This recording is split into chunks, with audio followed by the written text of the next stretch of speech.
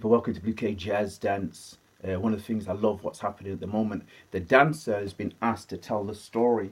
For me as a person who is dyslexic, it's beautiful that I can use visuals because I'm actually a visual learner and I know that as a creative person.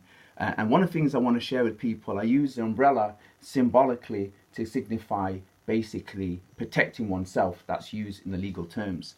What happens as an artist is important that you learn to protect yourself, preserve and promote your own talent, because what happens is people are ripping off people's talent. It's important that you learn to promote your own legacy of leadership.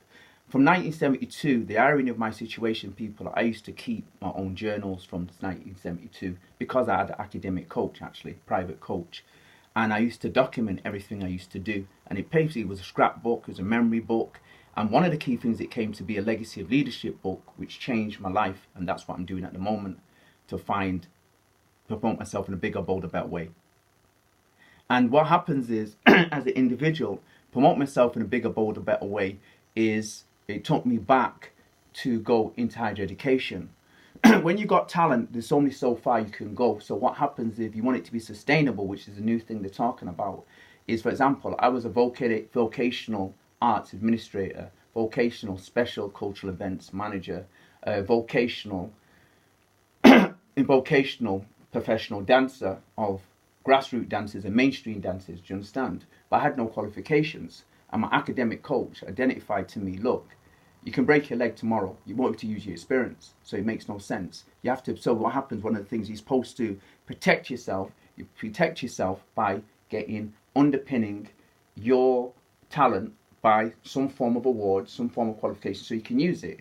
Why I'm saying that, because I got offers to be a guest lecturer, but I couldn't take longer time away, for example, abroad. I've been a guest lecturer, do you understand? I'm a guest lecturer in the UK, but I couldn't take up a full-time post inside a university. Boom, I've lectured, do you understand, as a guest. And so my lecturer said, this is the reason why I told you, as a person, if you're going to do your work, commit yourself to make sure you're protecting your industry, if you want to stay in it. And I did want to stay in the dance industry. So I went back into dance school. And then what happened as an individual, I went back, I did 20 years as an arts administrator, grassroots manager, arts manager, administrator with a business focus. And 2005, I went back to university and basically got a H&D by 2013. And that's proved to be absolutely vital at this moment, because the new way of doing arts management, administration, business management is huge. It incorporates arts in community, arts research. It incorporates basically using business vehicles, business practice, entrepreneurial practice. Two things. Business management is different from entrepreneurial practice. Entrepreneurial practice would be taking risks in sense of doing projects. Now, how I got into university to do arts management, administration, business management in the first place was because I did 40 projects I invested in myself. And them projects where I invested in, the irony was to develop my leadership skills myself as a person with special education needs. As a person with special education needs, I was written off as a person who couldn't lead, couldn't manage myself and others. So I wasn't getting the opportunity, which was unfair. Do you understand? But what happened was I worked with an academic coach and I self-directed my own learning, training, continuous personal development, bridging gaps in my learning. Now, what's out at the moment is brilliant, because what's happening is all around the world, the Department of Culture, Media, Sports Report 2004 identified that all artists around the world had been inadequately trained for the highly competitive creative culture industries.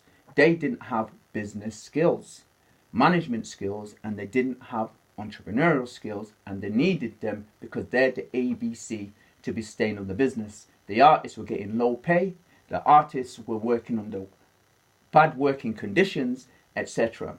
Anyway, irony of my situation was, as I said, as a person, I was doing my own projects, developing my own business management skills and entrepreneurial skills, and I created my own projects. So that gave me an understanding of the industry where some dancers never did that. Do you know what I'm saying? And I was working across the industry in fashion, dance in education, dance in the community, dance talent showcase, dance fundraising for cancer, for sickle cell. I did all these type of things. Went on to be a stage manager for festivals, for cultural events, that large-scale national cultural events that took place, where I was the individual, the stage manager, and was the person, the head of what is called edutainment, They gave me massive skills to get understanding. I went on to be a major arts manager for a group, a drumming and dancing personal development group that was only in the first ever percussion festival in the UK in 1988. And that led to me getting training at Manchester Business School and getting a person who coached me under Northwest Arts to do a 3-year business plan for that group to make them sustainable. So this is where I got my skills from, the underground. And so what I would say to a lot of people, I've been lucky because the underground has given me the knowledge, experience and skills to engage in the overground, to be engaged in mainstream. And that's how I got into university, through what is called widened participation. People who've been marginalised, creative individuals who never had qualifications but achieved, unconventional thinkers, do you understand? Or people from marginalised group, African Caribbean community, inner city communities who don't get the opportunity to go to university.